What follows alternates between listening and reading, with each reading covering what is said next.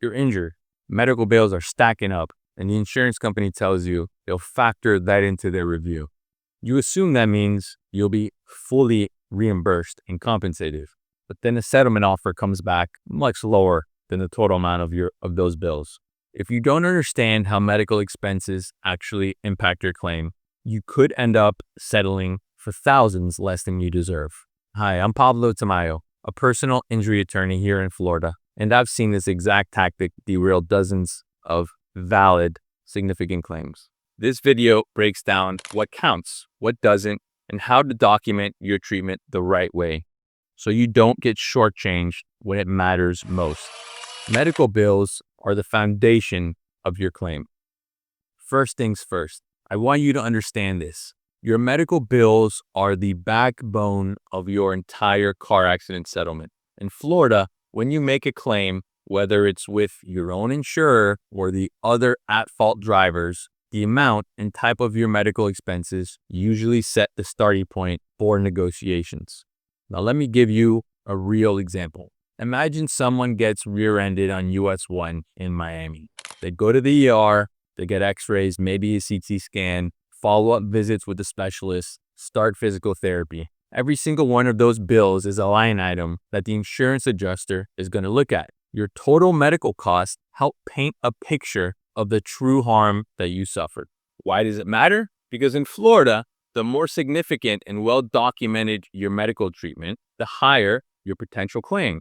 This isn't about gaming the system. It's just the way these claim values are anchored. A $500 urgent care visit is typically going to lead to a smaller settlement than $15,000, $20,000 in hospital rehab bills, even if it's the same or similar injury.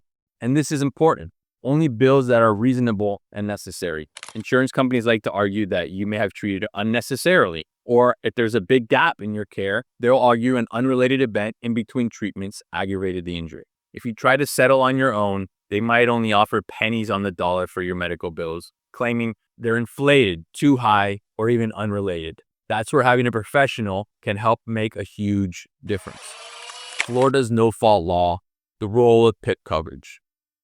Now, Florida is a no-fault state. That means most of the time, your own insurance pays first through something called personal injury protection, or PIP. Here's what you need to know. PIP pays up to $10,000 of your reasonable and necessary medical expenses, no matter who caused the crash.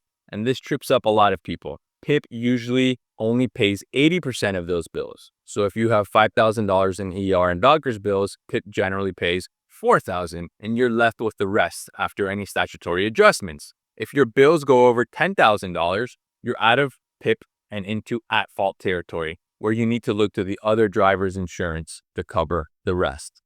Let's put this into a real-world scenario. You're hit while driving to work in Orlando. Your medical bills total $38,000 after a hospital visit, MRI, weeks of therapy, specialist visits, and maybe even pain injections. Your PIP pays the $10,000 limit, but that still leaves you with approximately $28,000 that isn't covered.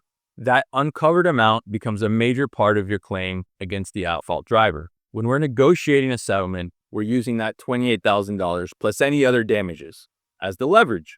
But if you delay in getting medical care for your injuries, or you aren't consistent in your treatment and leave large gaps between visits, you might never see a fair settlement.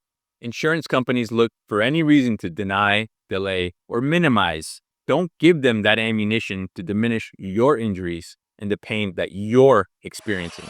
So, how medical bills influence pain and suffering damages. Now, here's something most people don't realize. Medical bills don't just pay for themselves.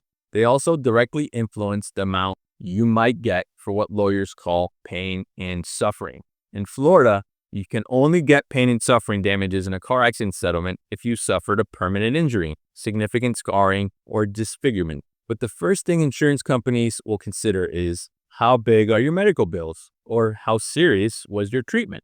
For example, if you have $75,000 in documented medical expenses for MRIs, rehab, even a surgery possibly, when nothing else has resolved your pain, that signals to everyone that this was a pretty serious crash. Insurance companies use formulas and equations to estimate pain and suffering based on your actual medical costs. They're never just picking a number out of thin air. Now, a mistake I see all the time, people stop treating because they're worried about the mounting medical bills for their treatment, even when they're still experiencing pain. That doesn't just make their claim for medical bills smaller. Oftentimes, in the eyes of the insurance company, it shrinks their pain and suffering damages too.